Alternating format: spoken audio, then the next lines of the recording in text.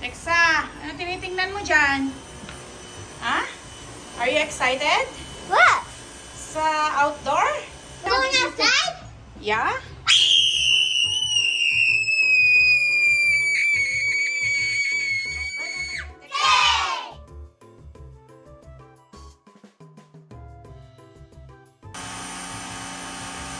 Busy ang daddy.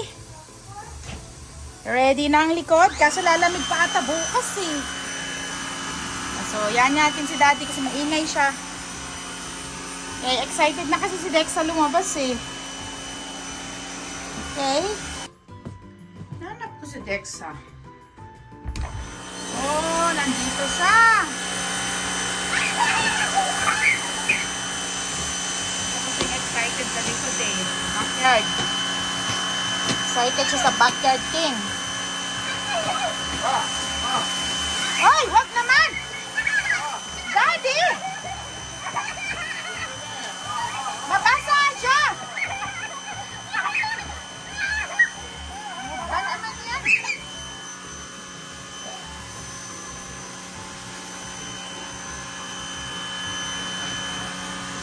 Dexa, careful ka anak ko!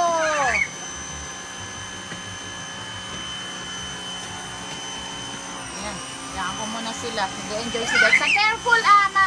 Eh! Grabe.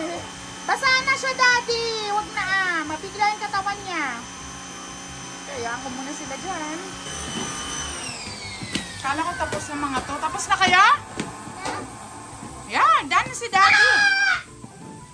Careful, dad. Hindi mo ata matakma yan, di ba?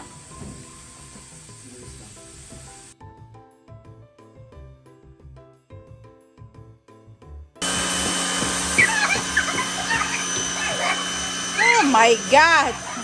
Yun lang pala yung tinawag sa akin. Balikan ko ang mag-ama. Nagsaset up ka na pala. Malamig pa daw bukas. Malamig lang. Ay, baliktad. Ay, tama. Yan. Oh, hindi.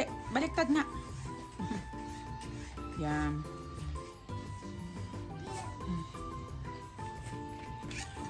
Guys! Yan. Nagsiset up na pala si daddy. Nahanap mo yan, Dexa? Careful lang kasi nalinisan na kita. Pinaliguan ko na to kasi kanina pre-nature wash siya ng daddy niya. Tapos naligo pa dun sa labas. Dexa, how did you take a bath outside? It's like in the Philippines? In the Philippines. It's like in the Philippines. I took a bath with only soap and shampoo. The water is? freezing. Then I had to Yun boil lang. it like fire if you wanted.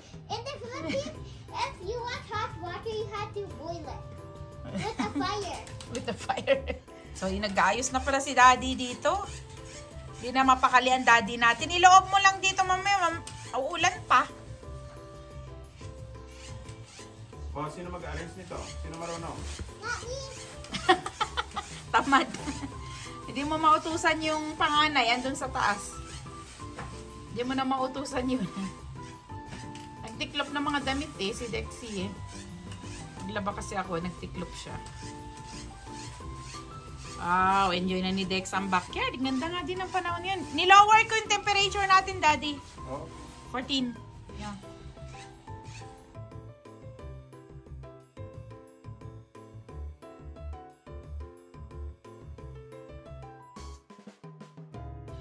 There's a lot of dove, Dexa.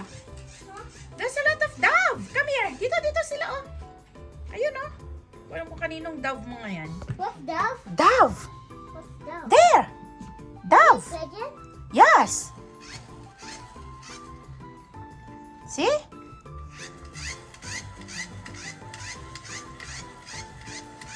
Nag-enjoy na si Dexa. Okay, iwanan ko muna sila. Okay, Dexa. Are you done? O yan, ganyan lang yan. Yan, then gilid niya. Yan, inayos na ni Dexa. Where did they lay the egg? So, soft opening na daw bukas kahit naggulo pa dito sa gilid. Yeah, soft opening daw ng dalawa dito sa backyard. marshmallow. Wow! Grabe naman yan. Tambay lang kami saglit dito. Ay, tomorrow open ang restaurant? Monday. Pwede naman tomorrow. Malamig ata tomorrow. I don't know. Wala na makapigil. Tomorrow and Monday, 2 days lang siya. Tomorrow daw at Monday. Ayan, enjoy your marshmallows. Alright. To make So, it, ganyan pala yung ginagawa ng dalawa, oh. I'm gonna add strawberries to make it a strawberry Lagyan niya din yung kanyang S'more. biscuit. Yeah, s'mores. strawberry s'more. Strawberry s'more. Yeah, it tastes really good because strawberries, chocolate are really good. Yes. And then added with like the bread and the s'more. It's like before how I used to eat like Nutella and strawberries for breakfast. Remember those sandwiches, Dexa? Mhm. What? Patingin itsura niya. Oh yeah. Oh, yan daw. Oh my God. Yan. Oh, ikaw naman, Dexa. I'm Ano going to ginawa put mo? strawberries first. Ha? I'm going to put strawberries Strawberries naman. inside.